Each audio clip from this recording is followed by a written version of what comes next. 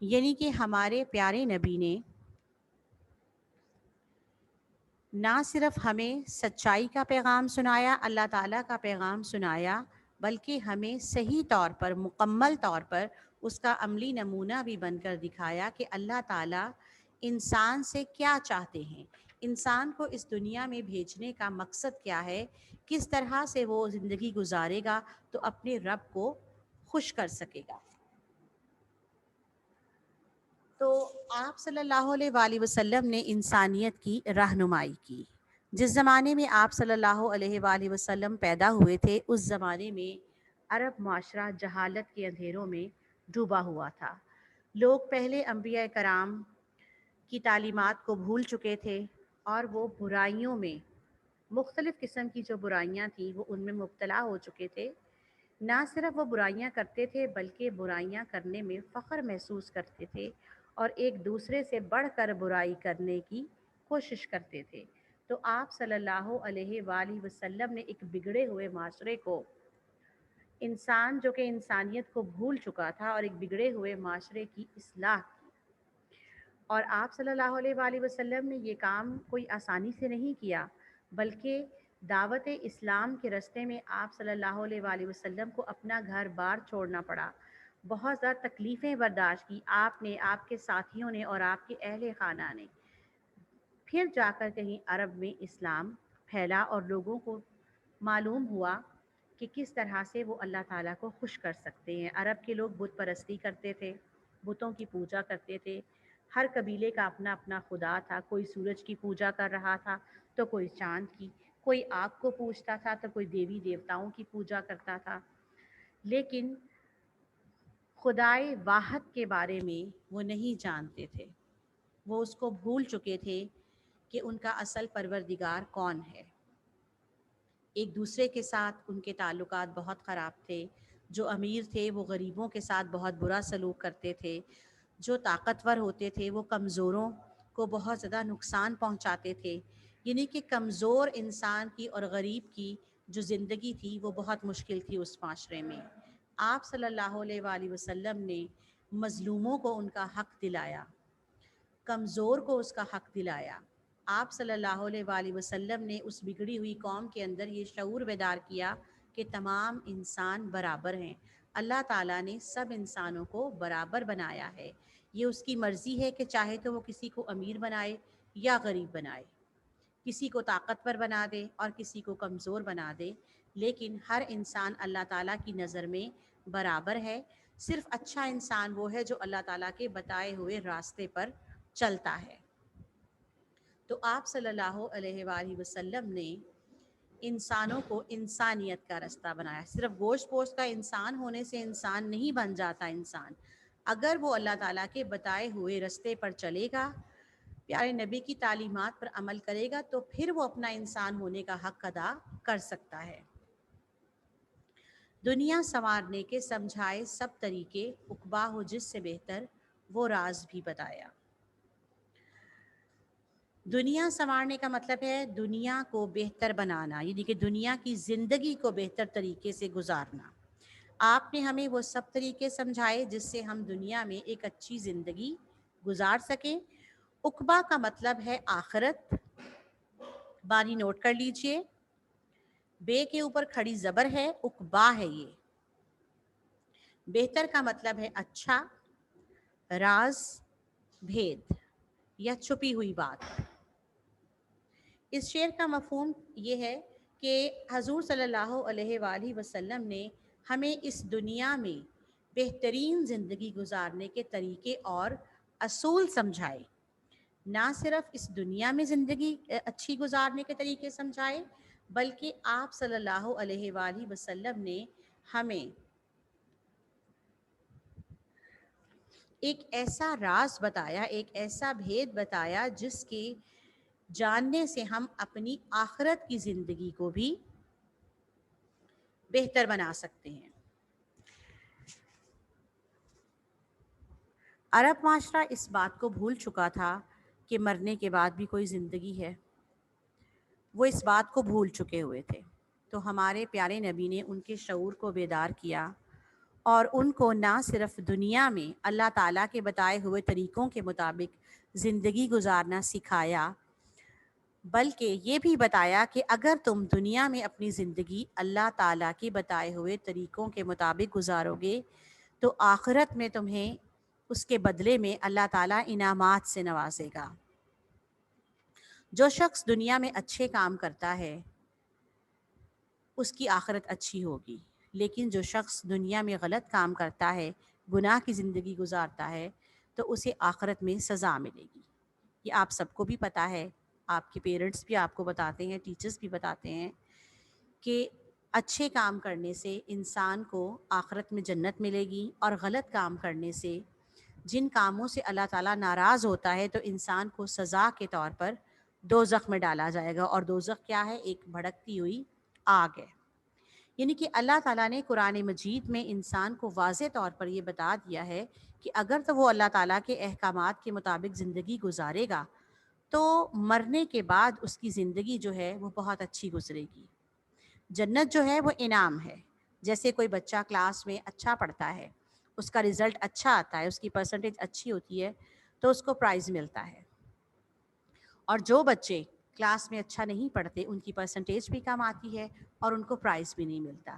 اسی طرح اللہ تعالیٰ نے انسان کو یہ اصول بتا دیا ہے کہ اچھے کام کے بدلے میں انسان کو اچھا انعام ملے گا، اور غلط کام کرنے کے بدلے میں اس کو جو ہے وہ سزا دی جائے گی۔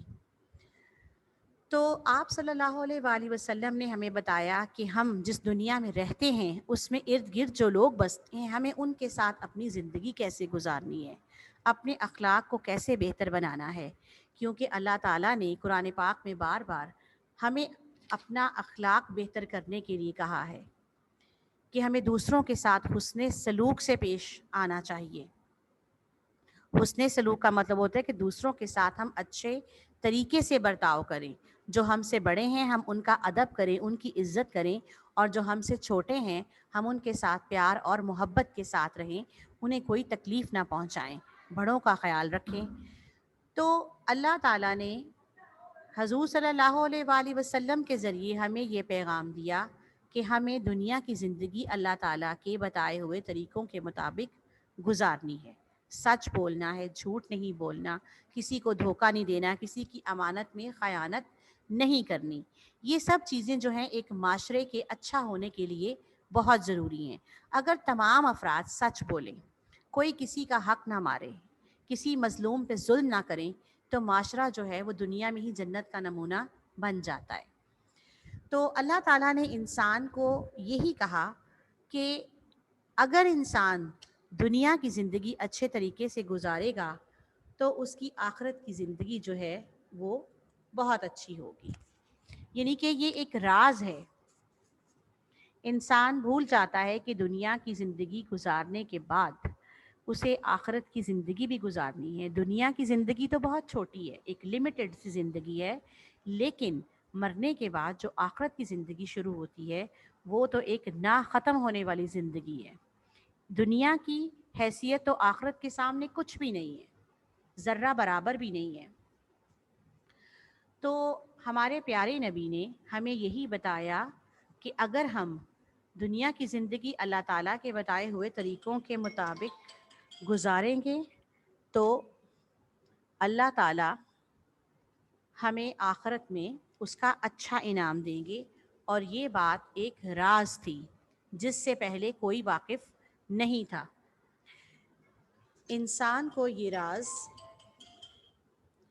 آپ صلی اللہ علیہ وآلہ وسلم نے بتایا کہ دنیا میں بھی انسان سکون کی زندگی گزارے گا اللہ تعالیٰ کے بتائے ہوئے طریقوں کے مطابق، اسے کوئی پریشانی نہیں ہوگی، اور آخرت میں بھی اس کو انعامات سے نوازا جائے گا۔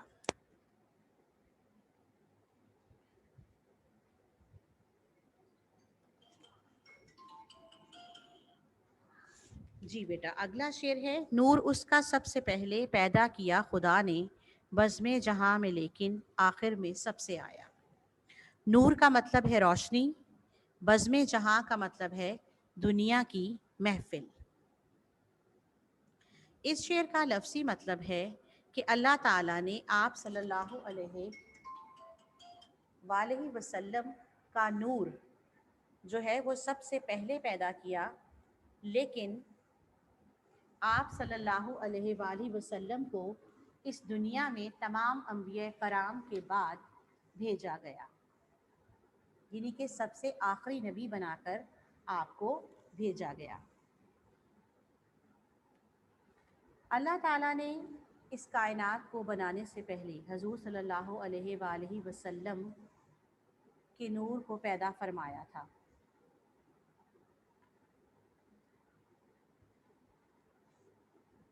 اللہ تعالیٰ نے آپ کا نور آسمانوں پر عرش میں محفوظ رکھا۔ 1,24,000 کم و بیش اتنے پیغمبر دنیا میں آئے جنہوں نے اللہ تعالیٰ کی تعلیمات لوگوں تک پہنچائیں۔ تو آپ صلی اللہ علیہ وآلہ وسلم کو سب سے آخر میں بھیجا گیا۔